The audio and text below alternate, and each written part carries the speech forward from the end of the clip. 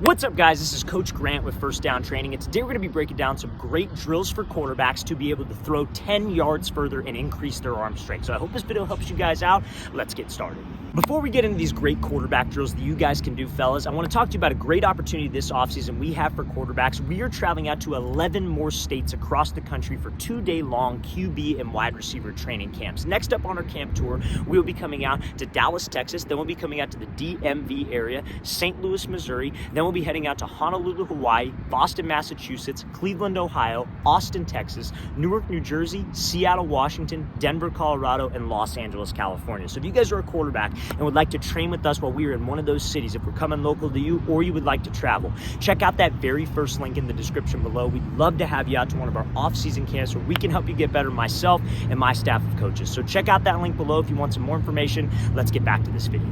All right, guys, so one of the main ways that a quarterback can generate throw power, throw distance, throw velocity is being able to generate something we call torque. So torque comes from being able to separate your upper body and your lower body. They call that hip and shoulder dissociation. So as you are going to make a throw, you have to be able to step with your front foot, but as you step with your front foot, you want your upper body to stay loaded back so that hip rotation going through can bring that upper half through and serve as like a slingshot, a coil, and that's what will get you more throw velocity and more throw distance. So this next drill is going to help you with that. I'm sure all of you have probably seen Dak Prescott do this drill before, but we call this a QB walk. So what you're going to do is you're going to start out in a position where you have your weight back. You're going to be nice and light on your front foot. The sequence of the drill is you're going to step with your left foot first. You're going to go left, right, left. And now when you step with that left foot, you are going to essentially transfer your weight through with your lower body, coiling your hips to rotate. But as you step, your shoulders are going to stay back. Now this position is how we generate power. That's the first portion of generating power. When you step with your front foot and your shoulders stay loaded back, that's a coil of energy. Just like how a baseball player would hit a baseball. When he's in the batter's box, he's not stepping and opening up at the same time. And you see so many quarterbacks do that. Quarterbacks will be in the pocket, they'll step with their front foot, and they'll open up with their chest. You lose torque and you lose power and you lose distance like that. We have to be able to stay closed as I step so I can have that slingshot through with my lower half. So this drill will help with that. So you're going to come out of here, maybe get about 10 yards apart, and I'm going to show you how this is going to look full speed in a second. But you're going to start with your weight back, left, right, left, coming back, left, right, left, coming back all the way through for about 10 yards. You want to go maybe about 3 sets of 10 yards. I'm going to show you that's going to look full speed.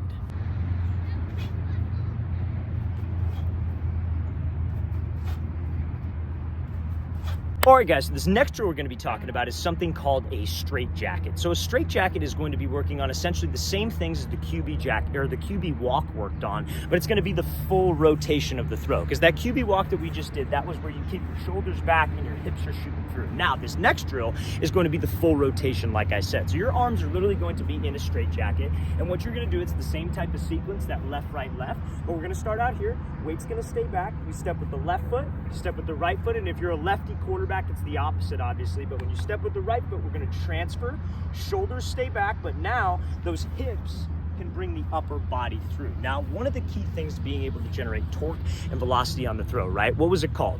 Hip and shoulder dissociation, separating the upper body from the lower body. But now on the finish of the throw, you do not want to take your front hand and rip this thing open, because a lot of people think that ripping your front elbow down, ripping your front elbow open is a great way to generate power. And it is, but it's inconsistent power. When we throw in the pocket as quarterbacks, we're rotational athletes, right? But your body is on a midline.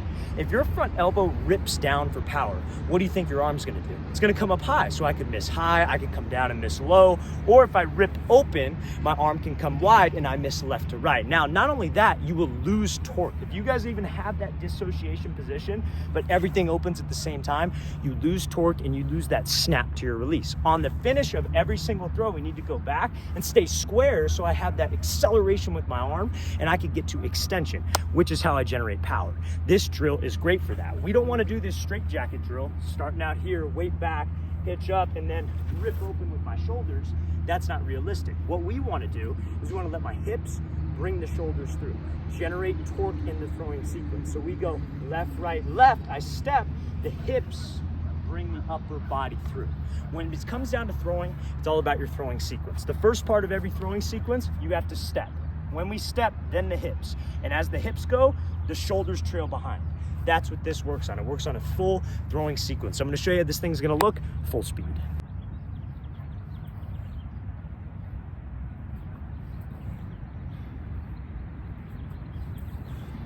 All right, guys, so this next drill is going to work on your guys' hitch at the top of a drop, which is going to help you get more distance on the ball. So like, let's say I'm throwing a go route, right? Like, what's usually the drop that quarterbacks will take? I know a lot of quarterbacks take shuffle drops now, back pedal drops, but let's say it's a traditional 3-step drop, just for the sake of the example. Let's say I'm throwing a deep fade to my left over here. When I hit this 3-step drop and I go, what am I supposed to do? I'm supposed to hitch up, arc my shoulders to be able to generate power and be able to get this ball to finish up and over, like a 2 or a 3 ball, if you will.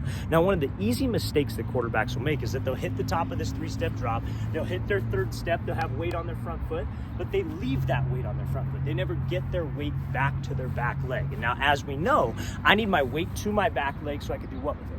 I can transfer, and so my shoulders can stay back. If you guys have all your weight forward, you can't physically rotate your shoulders. You'll hitch up, you leave your weight forward, but you can't separate the upper body and the lower body. When you can't separate your upper and lower body, what ends up happening? You don't generate torque, and we don't get to dissociation. So this drill, what you're gonna be doing is you're gonna stand, you're gonna have weight on your front foot, and all we're gonna do is replace my front foot with my back foot. We're gonna do it 3 times. So I come back here, that's 1, come back 2, come back 3, and on the last one, I'm going to shoot through and throw, replacing and getting my weight to my back leg. So the goal is to get about 65 to 70% of your weight to your back leg. So we could take that weight, transfer it through at the lower half, but stay back with the upper half to shoot through. Now, this towel, only reason we use the towel is to work on that extension point. Like we were talking about staying square with my upper body. If I fling open, you don't hear the towel snap. But if I stay square on the finish, you can hear the towel snap, and that is why we use this thing. So I'm gonna show you how this drill is gonna look full speed.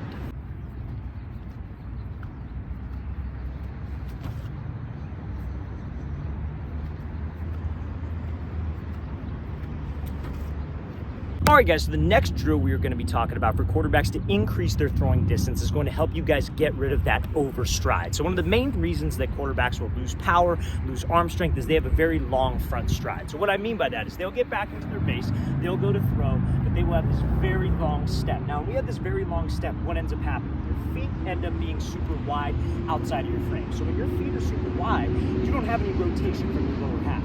And that's not how we're able to get to that dissociation or that position where I can generate torque. We need to be able to have a base where your back foot has got about 65 to 70%, like we talked about, underneath my back shoulder, so when I take a step, my hips can actually rotate. But if I'm super wide or I have a bunch of weight onto my front side, I physically can't rotate, and that's what prevents me from getting arm strength. So this drill helps us get rid of that long front stride that quarterbacks like to have, which will prevent us from getting power.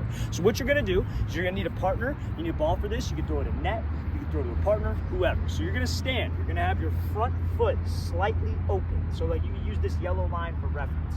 You want to have your front foot slightly open, not directly open and not closed, slightly open. You're going to have your weight loaded back, 2 hands on the ball. So what we're going to do is we're going to throw without my front foot even moving. So you're keeping your front foot in the ground. We're going to separate. Your shoulders are going to go back as your weight is loaded onto your back leg. Remember, that's important as well. So we need to be here, and all we're going to do is just rotate through and throw, keeping a stable front leg. So this works on eliminating that front stride, but it also helps us build that good throwing sequence where my shoulders go back as my weight is back with my lower body to sling me through to give me more torque and get to that hip and shoulder dissociation position. I'm going to show you this is going to look full speed. All right, guys, I really want to thank you for watching. I really appreciate it. If you guys have any questions at all on anything that we covered in this video, don't be afraid to leave those in the comment section below. Always appreciate the feedback, and it's always great to hear from you guys. And again, if you guys would like to come out and train with us in 12 different states or 11 different states this offseason for our QB and wide receiver training camp tour, check out that very first link in the description below. I'll see you guys next time.